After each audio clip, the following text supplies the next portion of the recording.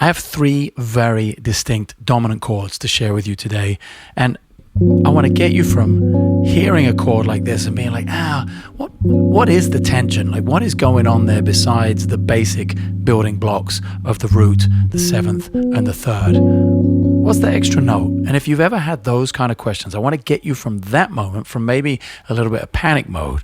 I want to get you all the way to, oh, I know exactly what that is. And I have all of these options. All of these options available to me for linear ideas, for improvisations, for melodies, for bass lines, for basically navigating these sounds anywhere on the bass. Let's start with the dominant seventh, sharp 11. We've got a G7 chord made up of a G, an F natural, and a B. And our sharp 11 is this C sharp up here. My bass is strung E, A, D, G, C. So I have this extra range to help highlight these tensions. But all of these sounds are completely possible no matter what instrument you play. If we go straight into 4-string mode here,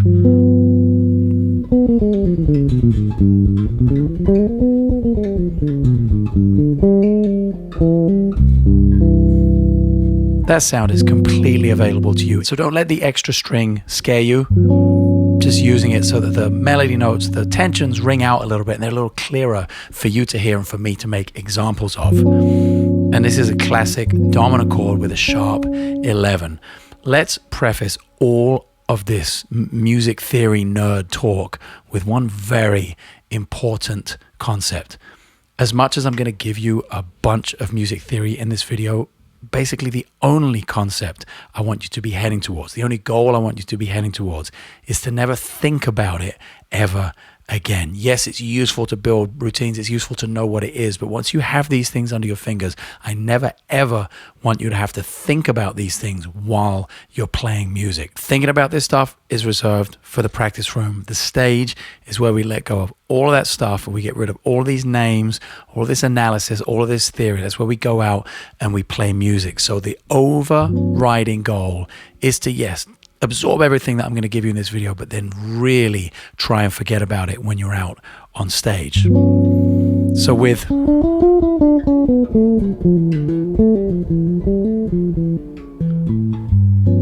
G7, sharp 11, I'm going to give you a couple of things to help unlock that sound you're hearing me play, that note selection, those linear ideas that are coming out of being confident with this sound. One of the things which was useful to me when I first realized what was going on was that G7 sharp 11 is actually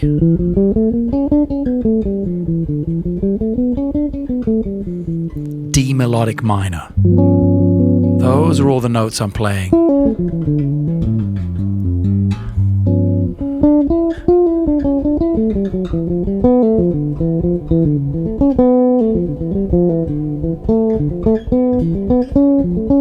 And we can get to building triads out of that scale, but that's one thing that unlocks that chord to me and that sound. Really incorporates the sharp 11 and allows me to use something that perhaps I was more familiar with than the dominant sound. I was more familiar with the minor sound earlier on. And perhaps you find yourself understanding what a melodic minor scale is,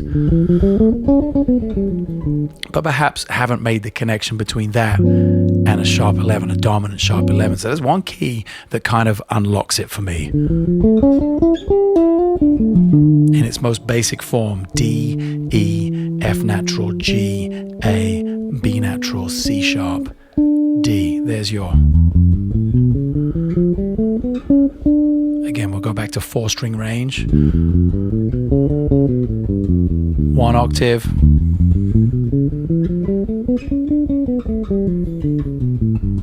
And 2 octaves up and down. Really important to just practice that, actually.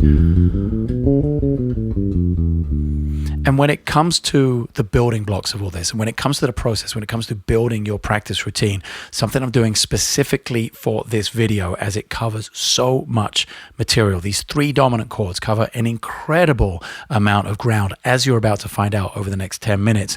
I'm putting together a 4-book bundle. I've never done this before with these books. There's Iconic Lines. That's kind of an entire history of the sound of jazz, all in one book. There's the Bassist's Guide to Altered Chords and Scales. Of course, we're going to be talking about the altered scale, altered chords when it comes to dominant. There's From Practice to Performance, which is all about working the shapes of the melodic minor that we just talked about, triads and patterns and things to populate your practice routine with. And finally, the last book I'm putting in the bundle is the 10-minute manual. This is kind of where the discipline comes from. It has a ton of melodic, harmonic, music theory-based ideas for your practice routine, but it really hammers home how much you can get done in just 10 minutes. So that's your discipline. There's all the content and the discipline. It's these 4 books. They are linked below in the description of the video. They're bundled together digitally. So you can save a bunch of money if you want to dig deeper into any or all of the things we are talking about in today's video. I find it's a real help to freeze a note. I've just got this G droning on there with my Chase Bliss lossy pedal down here, and I can play the whole chord over that, but I can also just keep the root in mind. That's the note that's pedaling, and work these sounds against it.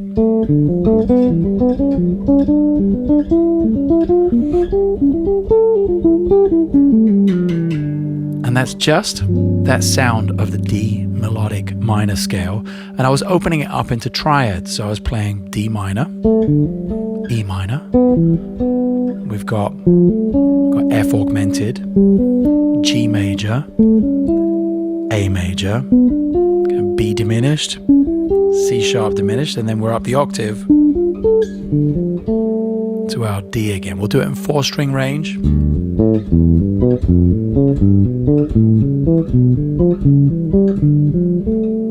Just to show you, doesn't matter how your bass is strung.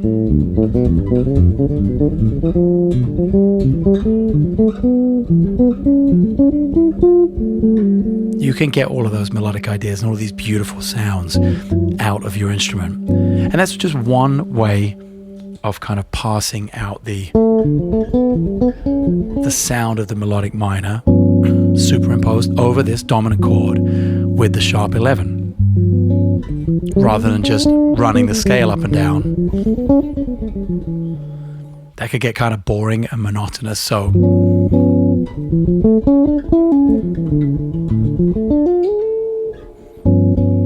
using some intervals, using some triads, using some rhythmic interest, rhythmic variation. Those are all things I'm thinking about when I get a new tool like this, and when I want to superimpose this linear idea, this specific harmony of D melodic minor over the G7 sharp 11. These are the kinds of things I'm thinking about for my practice routine. Another sound that you're going to hear all the time used over this kind of chord, and when I say hear all the time, this is maybe the most important part of all of this. This is what the concept behind Iconic Lines is all about. This is a snapshot of sounds over the past 100 years of jazz. This is going all the way back to Louis Armstrong, to Thelonious Monk, to Miles Davis, to Joe Henderson, all the great improvisers within the history of jazz. These are the kind of things I listen to throughout my career and throughout my process of learning this information. So when I say you're going to hear this, I really, really encourage you to listen as much as possible. Listen to this style of music if this is the style, this is the sound you want in your playing. If you want to be able to hear this chord and go, oh, I really know this sound. Again, another really classic sound to hear over a dominant sharp 11. And this is the symmetrical diminished or half whole scale. So called because when you start on the root, when we have G7 here and you start on the root and you go a half step and a whole step and you keep going all the way up, it's a symmetrical scale. So it's always a half step, whole step, half step.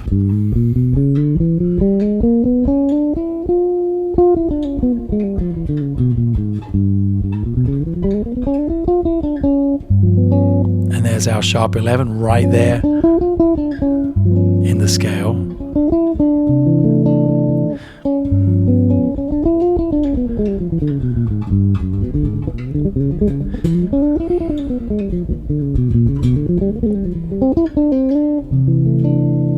Everything I'm playing there is coming from just the really small piece of information we've talked about so far in terms of harmony and melody. We've really only talked about 2 scales,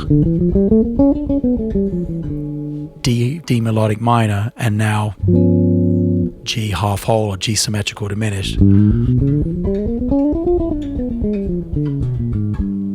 And then everything you heard me play when I was improvising, when it sounded kind of fancy, when it sounded kind of fluid and fluent.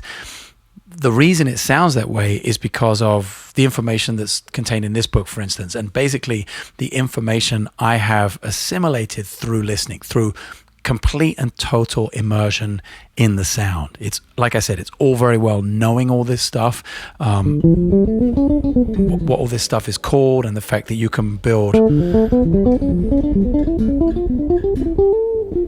exercises and shapes and patterns out of this from a theoretical standpoint.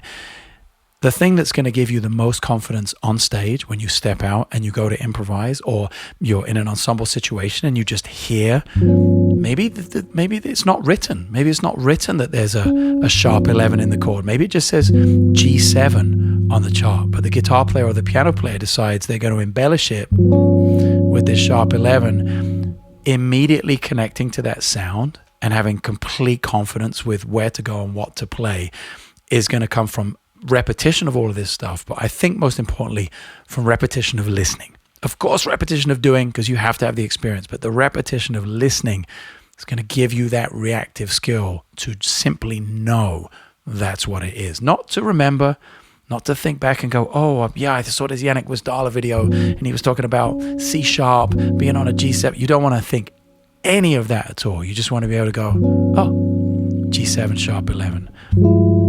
G13 flat 9, G altered.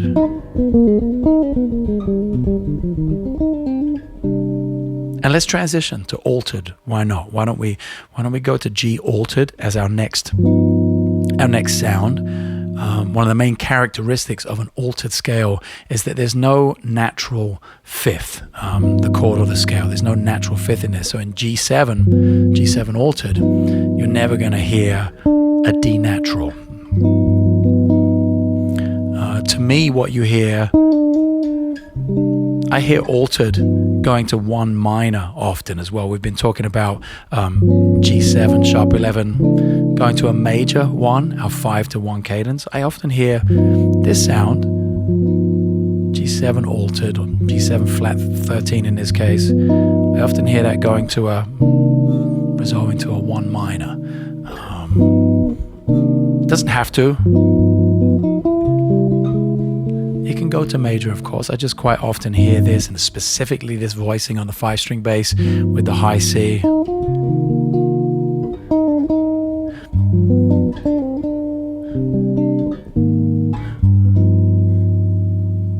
As you can hear, I think your ear is probably going in the same place mine is.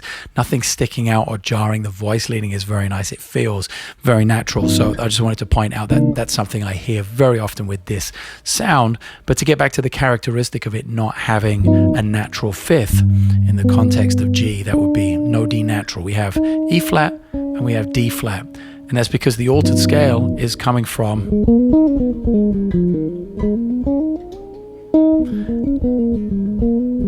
A flat melodic minor. It's yet another melodic minor. We had D melodic minor for the dominant sharp 11. Now we've got our altered scale, our altered chord rather, G7 altered, and we're going to A flat melodic minor.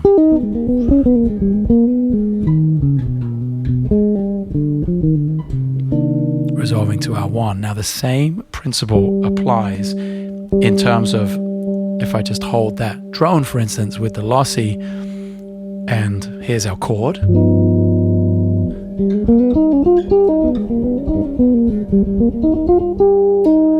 Remember how we had all those triads? Exactly the same shapes.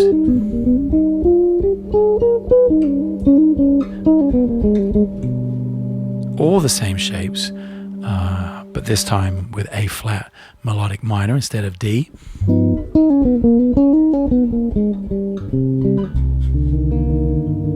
Going to 1. So that's another kind of key to unlocking altered. Obviously, there's way more to it than that. That's why I've written hundreds of exercises in this book to help you get into that sound and to help make that just a really natural part of your playing. That's always the goal with this stuff, is for it to be totally natural, just the same way I'm speaking English to you right now, or the same way you speak your native language. That's how this stuff should be. Always give music and improvisation the credit it deserves for being a language, and approach it in that way of, hey, if you wanted to learn German, you could learn some of it from a book and learn to say, was wollen Sie trinken? Basic phrases, But in order to really learn the language, of course, you want to be in Germany. You want to be around German speakers. You want to be immersed in that language. So always give jazz and improvisation sort of the credit I think it deserves for being a language. That will serve you so well down the line when you want that supreme confidence to be on stage and to be completely in the moment and not to be thinking about, oh, is that a sharp 11? Is that a flat 13? Is that a natural 13 flat 9? I wonder what that is. Is that more of a sus sound with a natural 9? And let's get to our third chord here, our third dominant sound with a natural 13 and a flat 9. I always like to get to this voicing from its warmer and fuzzier, less jarring neighbor with the natural 9. So I'll often be, playing a 2-5-1, for instance. And the flat 9 will come right before I get to the resolution, before I get to the 1. So 2, D minor 11, because I have the G on top. I'm finding the E natural, which is our natural 13. I have an F natural in the voicing, and I have an A natural. And then I'm dropping the A natural to A flat to give us our flat 9 sound. Really interesting, beautiful chord that feels like it's about to fall somewhere.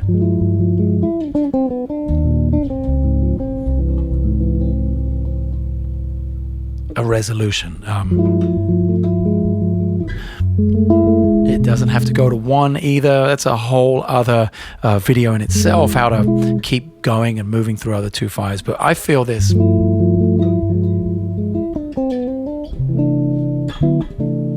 Going to 1, just like that. What does it mean in terms of your linear approach? Remember this guy from earlier on? Is again scooping up a lot of the key elements of this chord, especially the flat 9 in there, and it's the half whole, it's the symmetric diminished, starting on G, half whole, half whole.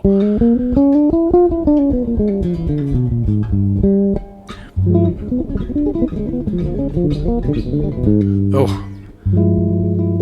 that line needs some work. That's a combination of triads. I'm going to make some more videos on triads. I'll save that one for then, but I am going to leave you with a bonus sound over the dominant chord, and it does involve triads. It involves triads, a tritone apart from each other.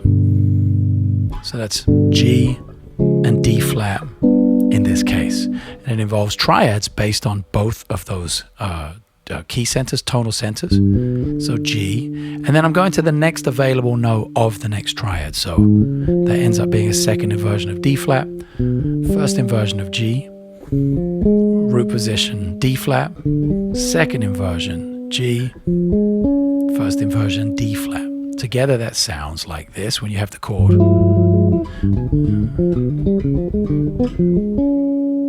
Sounds kind of cool.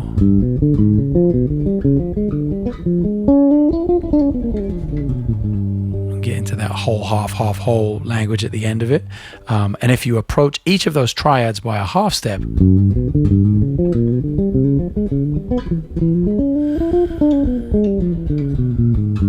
again, G, D flat, G, D flat, G, D flat.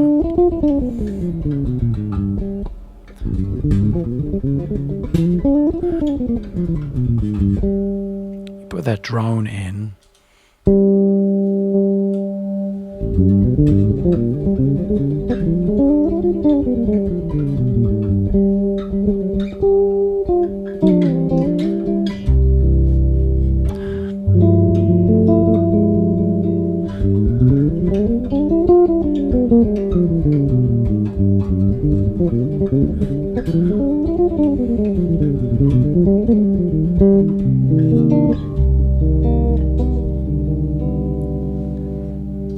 So we got some bonus sounds in there, and we covered 3 really distinct 5 chords, 3 really distinct dominant sounds. Our dominant sharp 11,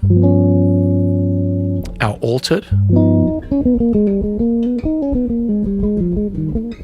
and our kind of 13 with the natural 9 going to the 13.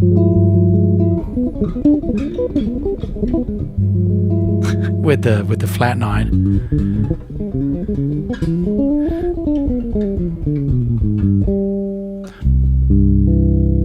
Going to 1 with our extra kind of triad sound at the end there as well. That's dominant harmony. That's a small part of it anyway, in a very small nutshell. Again, if you want to dig deeper into any of these sounds, any of these ideas, get this in your practice routine.